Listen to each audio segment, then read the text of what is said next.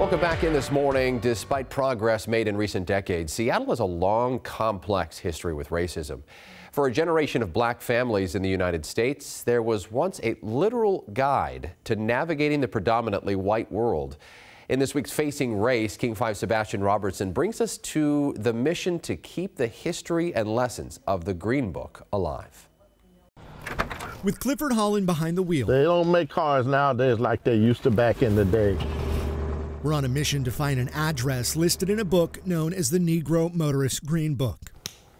The guide, published from 1936 to 1966, served as a safety net for black motorists looking for a place to stay, eat, or get a haircut without fear in an unfamiliar city.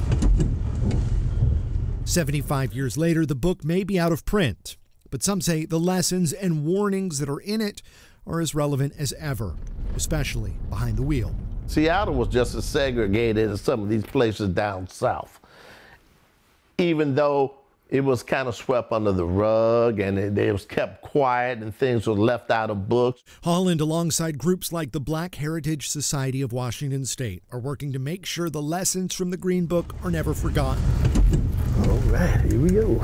You've heard the term driving while black. Sometimes they're pulled over for any small number of reasons.